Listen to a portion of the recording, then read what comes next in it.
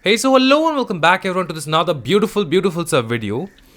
In today's video, we're going to discuss about writing a perfect answer versus more answers in an examination. And also we'll discuss about the time management, how to manage your time in the examination, right? So you have to know the truth. See, I have been checking many papers for the last 3 months, the Pariksha test series, the chapter wise test and now the mock test which is going on.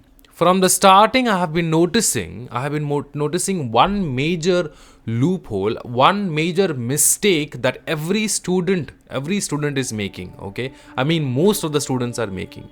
So this mistake is to be addressed right now. Otherwise, before the examination or during the examination, you will make the same mistake. Wherever you write, wherever you're practicing a question, you're practicing a paper, you're practicing a previous term paper, you're gonna make the same mistake before the examination. Also in the examination hall, you're gonna make the same mistake again. So this video is for all the students who are giving your examination. Whenever you give the examination, you have to understand this very properly. See, I have seen students tend to write the best answers with the best presentation, which are really up to the mark, and they write in such a way that the length of the content put together for the entire answer is enough to grant them full marks. I mean, if it is a 4-mark question, they tend to write for 1.5 page, they tend to write for 2 pages. Now, why does this thing happen? The one major cause behind this is this, that sometimes we study so good a particular section, a particular topic so good, we know that we tend to write more than the asked amount. Okay, if the question is asking for 3 marks, we tend to write for 8 marks. This thing happens. Understood? And by doing this, what happens? What is the backfall for writing all this kind of, brilliantly for 3 to 4 marks questions, you write for 8 marks of answers, right? So what happens? What is the drawback is this, that as I turn the pages and keep checking, I see that the paper ends in 4 to 5 answers. So the total number of answers attempted by the student is 4 to 5 answers. Well, she have written brilliantly. 4 to 5 answers are very brilliant, okay? It's so good that you can't deduct even a single marks, okay? But did not attempt the entire paper. So if you are writing like this, then you can't pass in the examination. Students put so much effort in few answers that you lose the time. You lose the time to attempt the rest of the paper, the rest of the questions. Got it? So if a question is asked for 4 marks, please do not write for 8 marks and waste your time. A single page answer is good enough for 4 marks. Okay? Do not go for 2 pages, 1.5 pages and waste your time. You have to know how to manage your time. Because before you get the paper in your hand and you go through the paper, you will see that 15 minutes, 20 minutes is gone past. And you have to write very quick to attempt all the answers. Understood? So there is a dilemma in the mind of the questions like, sir, tell me one thing. There are 10 questions, for example, in the examination, there are 10 questions, okay? From out of these 10 questions, I know 5 questions very well. So what to do? Shall I go for writing these 5 questions completely beautifully and score this 5 questions marks and ignore those other 5 questions? This is not going to fetch you the, pass marks, I'm telling you again and again. So what do you have to do is, you have to make sure how much marks this question is asked for. How much marks you have to write, for how much marks you have to draft an answer. You have to know this. You have to keep in mind. You have to be aware. You just can't go away, you just can't go with the flow and keep on writing. So please, students, avoid this kind of mistake. This will lead you to score very less marks.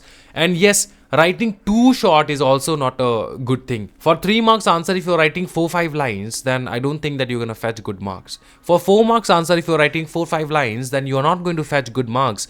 Maximum you can get is 2 for such kind of answers. So for a 4-mark question, for a 3-mark question, the maximum or the minimum should be 1 page, not more than that, okay? So you have to make sure whatever you're writing, whenever you see, sometimes you ask me that, sir, what will we write? Will we draft unnecessary things? No. When they are asking about something, give a background of that particular thing, what they have asked for, and then continue with the question, whatever they are asking for. Okay, you understand? If they're asking a disadvantage, for example, if they're asking about something like about disadvantage of something, then you have to write about that something a little bit. You have to give an idea to the examiner. Okay, this is something that you are asking for, and then below you write the disadvantage, so that the length of the answer is increased. Understood? Understood? If in examination they are asking, what are the disadvantages of cartel? Okay, so why not write the definition of cartel first and then draft the answer exactly what is asked, the disadvantages of cartel. So that's why you have to understand this very properly, that when they have asked for 4 marks question, and the question you have to stretch it. How to stretch it? If they are asking for a disadvantages of cartel, then you have to write the definition of cartel and then go for the disadvantage, so that you fill the entire page. Volume is also required. It's not that they have asked disadvantage of cartel, you have written 4 lines and you're expecting for 4 marks. That should not happen. Okay, please keep this thing in mind. Understood? Is that clear or not? Now, sometimes we know an answer so well that we forget, that it's just asked for 3 marks. So please, and when we go and we keep on writing, we just have to make sure that we do not do this mistake in the examination, or else the time you reach the second page of your question paper, your 1 hour will be gone. Understood? So how to manage time very properly? Practice time management while writing mock test or practicing previous term papers.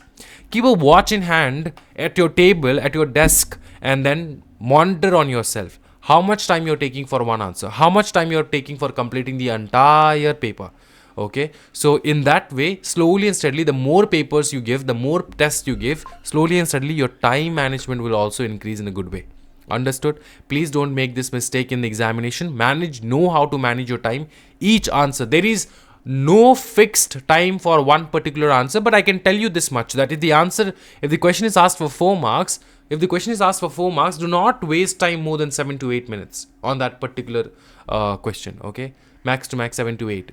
You tend to remember, you tend to do this, that. So 7 to 8 minutes, not more than that. Okay, write the answer, draft the answer, because you have to go for the 8 marks questions also. Okay, so you have to know this, how much time you should invest and how much time you have to manage. How to manage? Sir, मेरे को बहुत ज़्यादा time लग जाता है, मेरे को बहुत टाइम लग जाता है सर एक आंसर ड्राफ्ट करने में, मैं क्या करूँ? Practicing time management. Your time can increase by managing your time. How to manage time? By practicing time management. How to do that? When you are writing any test or any mock test, or practicing previous term of papers, then you have to keep a watch in front of you. You have to see how much time you're taking, and the next time when you write a paper, you have to make sure that you take lesser time. Understood? This is time management. It takes time to grab. Okay, still 1 month is there. You can practice all this and you can do good for yourself. So आज के video में इतना ही भाई मेरे. I hope that you have understood how important it is to manage time in the examination, and you have to manage your time in the examination by giving more and more tests and mock tests and whatever you can. Okay, understood? So that's it.